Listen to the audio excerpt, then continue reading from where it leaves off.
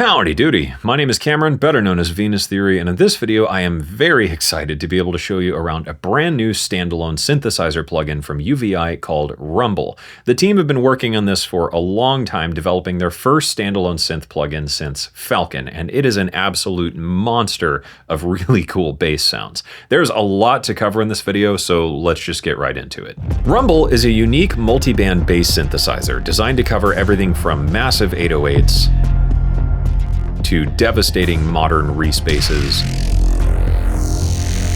to classic synth lines, and beyond.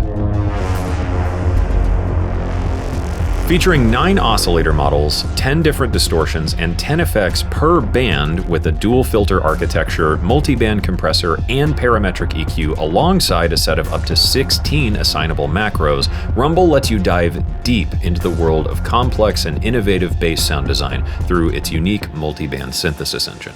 So let's check it out. Here we are in the DAW, and boom, here we are with Rumble.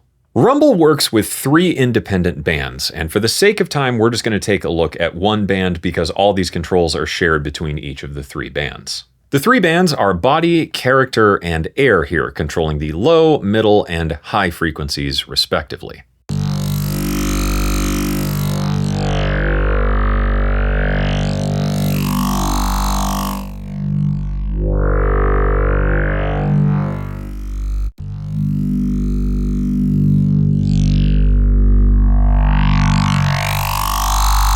Just for the sake of clarity, we're going to be covering all the parameters inside of Rumble in the way that they appear in the actual signal flow of the patch. So we're going to jump around a little bit, but just know that what we're doing is the order of operations for how a sound is generated.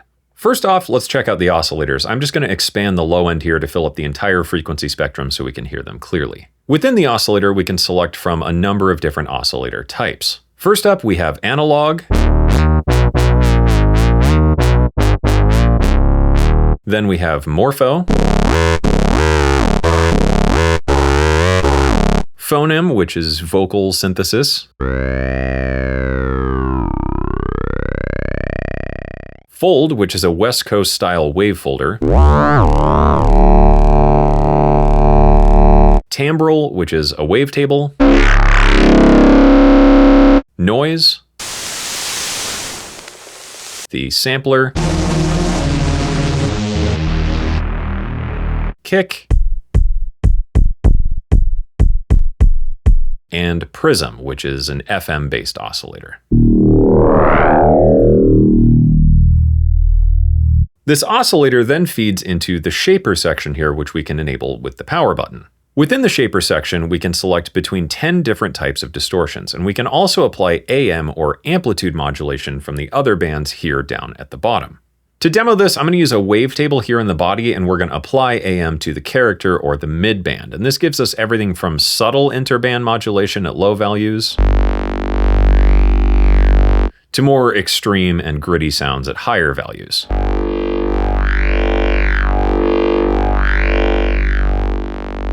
After this, we move on to the filter section.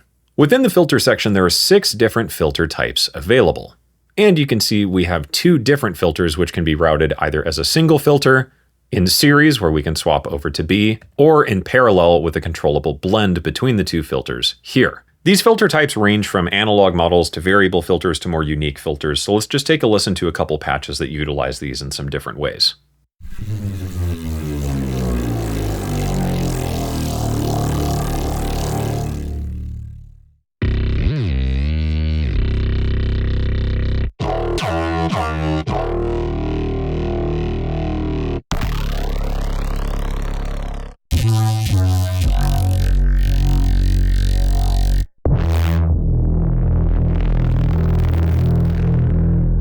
After that, we go into the effects section here. There are 10 different effects that range from distortions to delays to frequency shifters and cabinet simulators.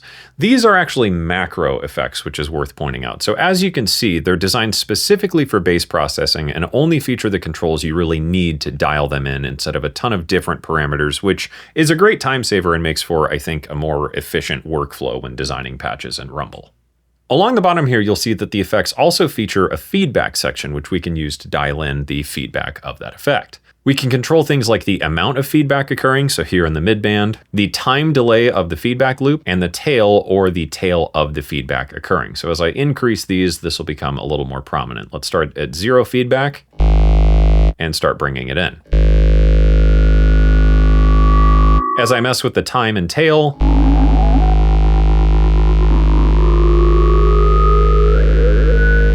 you'll hear there's a lot of different colors of feedback that you can get.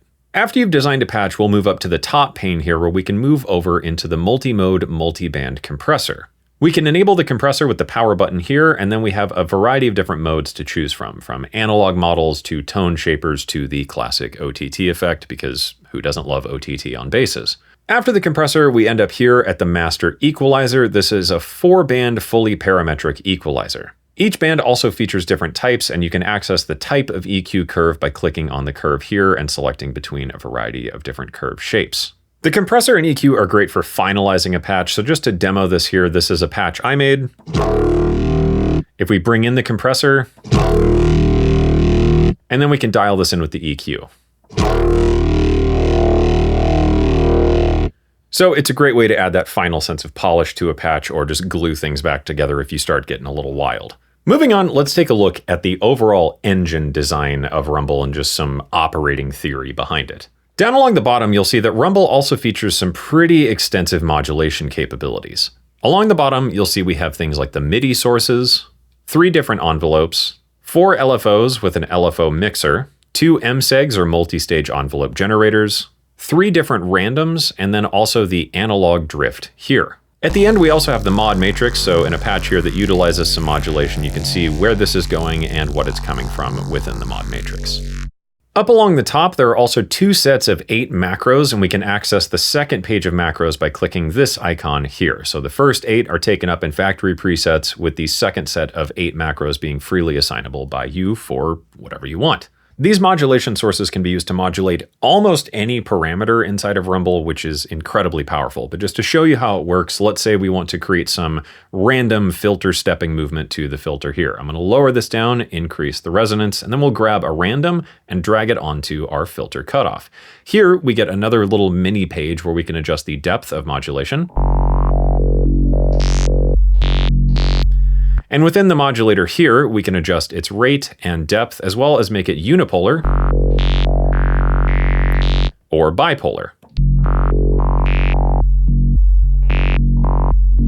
Now let's move on and take a little bit of a deeper look at the overall global tools within Rumble. Taking a deeper look at the master section for each band here, we can access things like the band gain and pan settings, and we can also access this with the slider up at the top here. If you want to adjust the bandwidth of a specific band, you can do so by clicking and dragging the band split here or the handle for the split. Once again, in the top window, we can move over to the compressor, which has several different modes, as well as adjustable input and mix.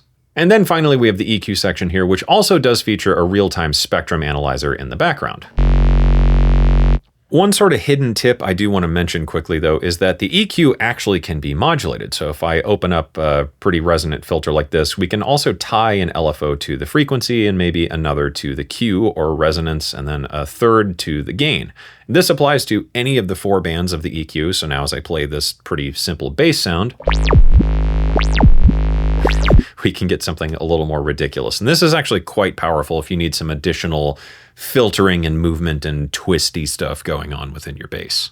Those are all the core features of Rumble in a nutshell, and it's nice to see that everything inside of it is pretty precisely and intentionally placed specifically for bass sound design workflows, and it's not really overkill, at least I think. It's not offering every possible option you could ever need, which in turn I think makes designing presets a pretty effective thing and not really as much of an uphill battle as with other synthesizers. Rumble comes with a massive amount of presets, and there's a ton of variety, from classic bass lines and stuff to more contemporary electronic basses to more exotic sequences and sort of experimental sound designy patches designed by what might be, I think, the most elite team of sound designers UVI has ever assembled, including a certain mustachioed handsome man who must be incredibly cool and talented. It's basically the Avengers of bass design when it comes to the factory presets inside of Rumble, and there's a whole bunch of sounds to get you started. Within Rumble here, if we open up the preset browser at the top, you can see everything is also sorted into different categories. So we have 808s, cyber, dirty, drone, Reese, growl, motion, sharp, vintage, and wobble. There's also a built-in favoriting system and, of course, a user section for all of your bass design madness to be stored for later occasions. I had a really fun time designing presets for Rumble. I made some more cinematic stuff that gets a little more experimental.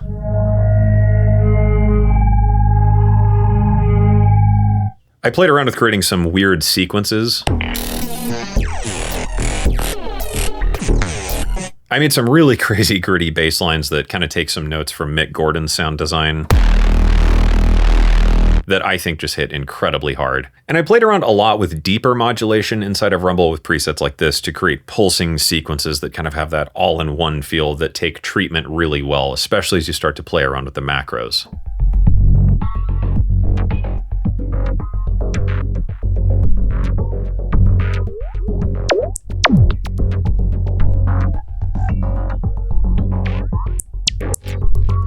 Which I think just shows what a powerful bass design engine this is, because it can handle pretty much any idea you throw at it. That being said, there is way too much to show you here and way too many sounds, so I just want to quickly share a few of my favorite presets inside of the factory library.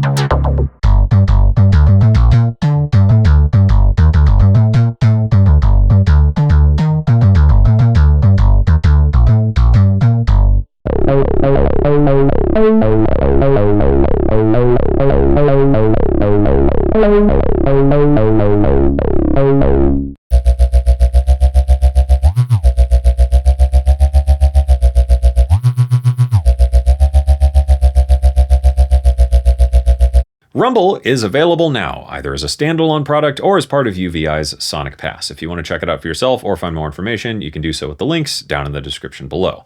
I guess that's it, so thank you to UVI for having me on the channel as always, and thank you for watching. I hope you're as ridiculously excited about this as I am.